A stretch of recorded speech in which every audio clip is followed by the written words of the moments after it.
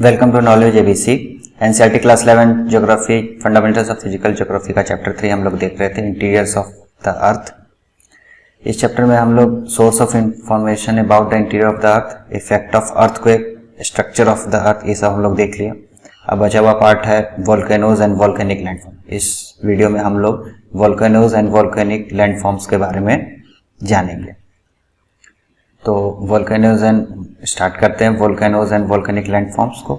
ये एक वोल्केनोज का पिक है, तो इस तरह से वोल्केनोज इरप्ट होते हैं। ये भी एक दूसरी पिक है कि इसमें किस तरह से वोल्केनोज इरप्ट होते हैं, एसेज, डस्ट, गैस, ये सारे चीज इसमें निकलते हैं।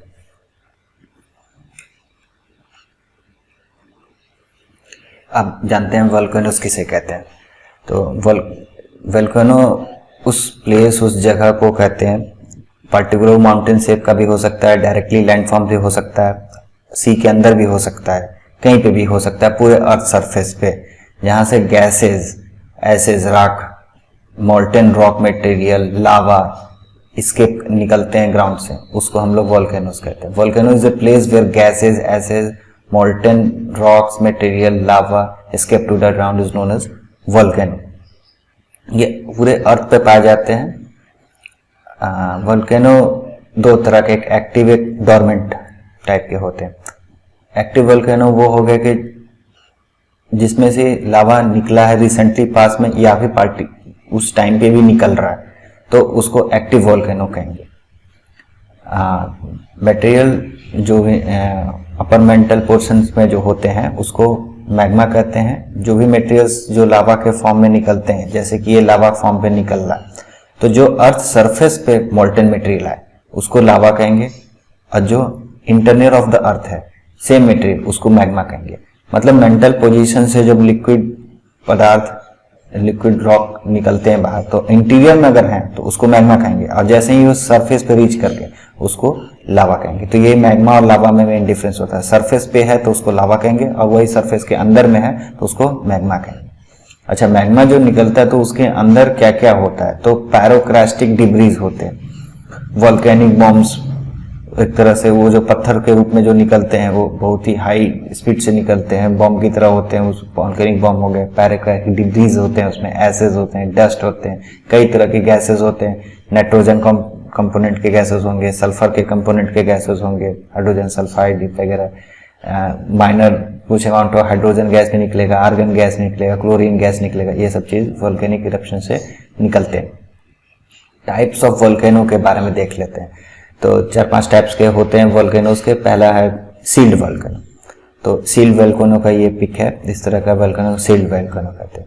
ये बेसाल्ट का बना होता है, बेसाल्ट रॉक फॉर्म का बना होता है, और जो लावा इससे निकलते हैं सील्ड वोल्केनो से वेरी फ्लूइड होते हैं, बहुत इजीली फ्लूइड लिक्विड फॉर्म पे, बहुत इजीली, विस्कोसिटी बहुत लो होती है और फ्लो होते रहते हैं।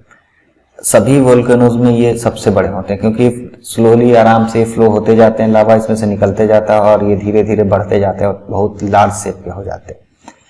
और इसकी जो चढ़ाई होगी, जो चोटी होगी, बहुत स्टिप नहीं होगी, बहुत स्लो चोटी, फ्लो इजिली फ्लो। अच्छा, इसकी एक्सप्लोजिविटी बहुत कम होती है, लेकिन अगर पानी चला गया इसके वेंट में, यहाँ से निकल रहा है, इसमें पानी अगर किसी सोर्स से चला गया, रेन वाटर हो या फिर किसी अदर सोर्स से चला गया, तब ये एक्सप्लोसिव फॉर्म ले लेगा। नहीं तो ये नॉर्मल लो लेवल पे एक्सप्लोसिविटी होती है, आराम से इसमें से फ्लो होते रहता है लावा, फाउंटेन की तरफ फ्लो होगा इसमें से आराम से। उसके बाद जो इसमें लावा फ्लो होता है, इस तरह का, जब लावा फ्लो होना जब बंद हो जाते हैं तो इस तरह का सिंडर कोन इसको कहते हैं। सिंडर कोन का ये फॉर्म ले लेगा, ऊपर में एक कोन का फॉर्म ले लेगा, इन्वर्टेड कोन का, इसी को सिंडर कोन कहते हैं। एग्जाम्पल कहाँ मिलेगा सील्ड वोल्केनो हमें, तो हवाईयन जो वोल्केनोज हैं, हवाई आइलैंड पे जो वोल्केनोज जितने इरप्ट हो रहे हैं वो सब सील्ड वोल्केनोज के एग्जाम्पल।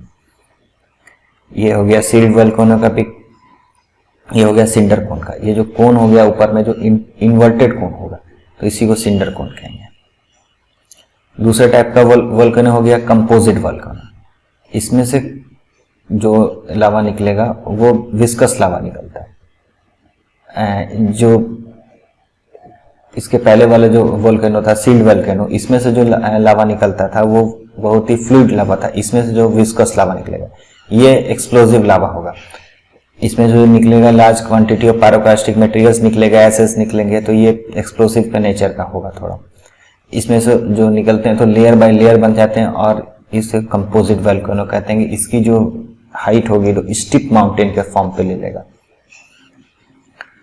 तीसरा टाइप हो गया कैल्डेरा। कैल्डेरा अलग टाइप का वोल्केनो हो जाएगा। ये सभी वोल्केनोज में सबसे ज्यादा एक्सप्लोसिव होगा। ये धीरे धीरे बढ़ते जाता है, धीरे धीरे अंदर से मैग्मा चैम्बर से ये कनेक्टेड रहता है, वोल्केनोज बढ़ते जाता है और बढ़ के एक बार में पूरा फटता है और पूरा का पूरा अपने ही ऊपर कोलैप्स कर जाता है इसका पूरा स्ट्रक्चर। और जो गड्ढे शेप में जो बनता है उसको कैल्डेरा कहते हैं। जो डिप्रेशन जो फॉर्म कर जाता है, पहले एक बार वोल्केनोज बढ़ेगा, बढ़ते बढ़ते एक बार पूरा बढ़ जाएगा, फिर उसका पूरा ब्लास्ट कर जाएगा। ये बहुत ही भयंकर एक्सप्लोजन होता है। उसका पूरा का पूरा स्ट्रक्चर जो पहाड़ का शेप ले लेता है वो पूरा स्ट्रक्चर ही कोलैप्स कर जाएगा और डिप्रेशन का फॉर्म ले लेगा। ये एग्जाम्पल है, ये फिगर जो है ये कैल्डेरा का ही फिगर है। इसमें जो मैग्मा चैम्बर होता है नीचे में, इसमें वो लगातार इसमें मैग्मा का सप्लाई करते रहता है और काफी बड़ा चैम्बर होता है। ये बार बार ऊपर की ओर बढ़ेगा, कई सालों में, हजारों सालों में उसका पूरा ब्लास्ट कर जाएगा, पूरा कोलैप्स कर जाएगा, फिर ये धीरे धीरे बढ़ेगा। इस तरह का होता है कैल्डेरा। अगला है फ्लड बेसाल्ट प्रोविंस। इसमें कुछ नहीं होता है, इसमें आराम से एक जगह से जमीन फट जाती है और थाउजेंड्स ऑफ किलोमीटर पे lava flow, easily lava flow होते रहता है। फ्लूइड लावा होता है, धीरे धीरे फैलना। डक्कन ट्रैप जो इंडिया का है, ये जो महाराष्ट्र प्लेट्यू पे है, ये पूरा फ्लड बेसाल्ट प्रोविंस के रूप में जाना जाता है। पूरा जो डक्कन ट्रैप जो है ये पूरा लावा से बना हुआ है। किसी जमाने में जब इंडिया मूव कर रहा था साउथ से नॉर्थ की तरफ, हिमालय का फॉर्मेशन, उससे पहले ही यहाँ पे महाराष्ट्र प्लेट्यू के आसपास में यहाँ पे वोल्केनिक इरप्शन हुआ फ्लड बेसाल्ट प्रोविंस का, और यहाँ पे धीरे धीरे पूरा लावा से ढक गया था, जो आज भी मिलता है। डक्कन ट्रैप है। मिड ओशियानिक रिज वोल्केनो, ये जो अटलांटिक ओशन है, इसके जो बीच में जो ये जो आपको दिख रहा है व्हाइट, ये पूरा मिड ओशियानिक रिज वोल्केनो है। मिड ओशियानिक रिज अगले चैप्टर में आएगा तो उसमें हम लोग उसको आराम से देखेंगे, लेकिन ये जो पोर्शन हो गया इसमें से वोल्केनिक इरप्शन होते रहता है ओशन के अंदर में। 70,000 किलोमीटर के ये लंबा चौड़ा। आगे देखते हैं वोल्केनिक लैंडफॉर्म्स जो होते हैं वो दो तरह से बने होते हैं, एक वोल्केनिक रॉक से, एक प्लूटोनिक रॉक से। इसमें सिंपल सा डिफरेंस ये हो जाएगा, वोल्केनिक रॉक जो होगा, अगर वोल्केनिक इरप्शन के बाद जो लावा है वो सरफेस पर अगर कूल हुआ तो वोल्केनिक रॉक के रूप में ये फॉर्म लेगा। अगर वो अर्थ के अंदर में ही कूल हो गया तो प्लूटोनिक रॉक के रूप में ये फॉर्म नाम बोला जाएगा। अच्छा, इंट्रूसिव लैंडफॉर्म्स एक तरह के होते हैं। अगर लावा जो है वो क्रिस्टल पोजीशन के अंदर में ही अगर वो सॉलिडिफाई हो गया, कूल डाउन होकर सॉलिडिफाई होगा, तो डिफरेंट डिफरेंट फॉर्म्स वो ले लेता है। उसी को इंट्रूसिव फॉर्म कहते हैं। जैसे यहाँ पे बैथोलिथ है, ये अलग फॉर्म का ले लिया। सिल्स है, वो अलग फॉर्म से ले लिया। डाइक्स है, वो अलग फॉर्म से हो गया। लैकोलिथ है, वो अलग फॉर्म से हो गया। ये अलग अलग फॉर्म, इसको बारे में हम डिटेल में अब देखते हैं। सबसे पहले बैथोलिथ को देखते हैं। बैथोलिथ क्या हो गया? कूल्ड पोर्शन है ये मैग्मा चैम्बर। कभी यहाँ पे मैग्मा हुआ था, फिगर में सबसे नीचे में कभी यहाँ पे मैग्मा चैम्बर हुआ करता होगा। धीरे धीरे समय के साथ ये कूल डाउन हो गया तो ये पूरा के पूरा सॉलिडिफाई हो गया। तो ये बहुत ही लार्ज बॉडी होता है, धीरे धीरे ये कूल हो जाता है, तो ये बैथोलिथ का रूप ले लेता है। अच्छा, भविष्य में कभी ऊपर में यहाँ पे डेनोडेशन हुआ, मतलब कि इरोजन हो गया, कोई नदी बहा या फिर विंड के द्वारा या किसी भी कारण से ऊपर की मिट्टी हट गई, तो ये पूरा का पूरा बैथोलिथ ऊपर में दिखने लगता है। ये जो है ग्रेनाइट रॉक का बना होता है बैथोलिथ। अगला देखते हैं लैकोलिथ।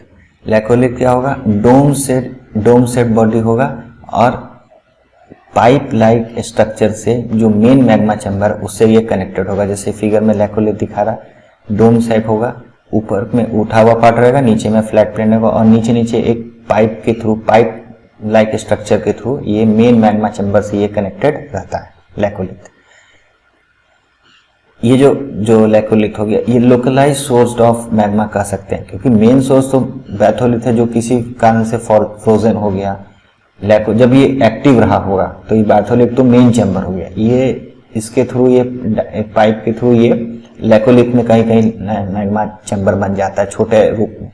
यहाँ से भी मैग्मा इरप्ट हुआ तो हुआ, नहीं हुआ तो अगर ये सॉलिडिफाइड हो गया तो लैकोलिथ का फॉर्म ले लेता। डोमल हिल्स है जो है कर्नाटका में, ये एक एग्जाम्पल है लैकोलिथ का।